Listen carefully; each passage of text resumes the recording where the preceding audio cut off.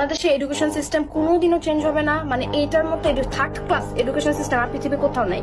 এই যে নতুন শিক্ষামন্ত্রী আসছে, হ্যাঁ মিলন, এ আসার পর থেকে যে অ্যানাউন্সমেন্ট গুলো মেক করতেছে, আমি খালি দেখতেছি যে সে বলে এক্সাম হল, টিচার রাখবে, গার্ড বাড়াবে, কিভাবে সেনাবাহিনী আনবে, 2-3 মিনিটে বেশি ওয়াশরুমে থাকা যাবে না, নকল আনা যাবে না, নকল হবে না, বাচ্চারা পড়তে হবে।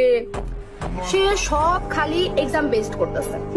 মানে মানে বুঝতে পারতেছেন, সে সব খালি এক্সাম বেস করতেছে। আমি তাহলে এখন পর্যন্ত বলতে শুনলাম না যে এডুকেশনের ক্লাস 9-10 বই এই চেঞ্জ আসবে, এই পড়াটা থাকবে, টপিকটা এরকম হবে, পোলাপাইন যেন আরো আরামসে পড়তে পারে। না, পোলাপাইন কেন চিট করে? তোমরা সব মুখস্থ বিদ্যা ঢুকাইছো, পুরা মানে সৃজনশীল মানুষ মুখস্থ করে যায়। আমি কখনো ক্রিয়েটিভ নিজে থেকে লেখা পাস করতে পারতাম না, ভালো মার্কই তুলতে পারতাম না বাংলায়।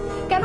কারণ হচ্ছে আমাকে গাইড ফলো করতে হবে, ওই নিয়মে সৃজনশীল। ভাই সৃজনশীল মানে ডাকি তাহলে মানে আমি যদি আমার মন মতো করে সাজায় না লিখতে পারি, মানে ভ্যালিড পয়েন্ট গুলো যদি সাজানো হয়, আমার কেন গাইড ফলো করতে হবে? তুমি সেখানে ফোকাস করো, গাইড কেন আসছে, পোলাপাইন কেন কোচিং এ, ক্লাস 1-2 বাচ্চারা কোচিং করে, 5টা-6টা করে কোচিং করে, এগুলো তুমি বন্ধ করো। পোলাপাইনের পড়ার মানটা উন্নত করো।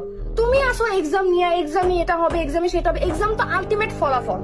তুমি সারা 2-3 বছর যে পড়াশোনা করছো ওটার ফলাফল এক্সাম, ওইটা তুমি চেঞ্জ না করো, তুমি এডুকেশন চেঞ্জ করো যে ওই সিস্টেমটা কেন হইতেছে।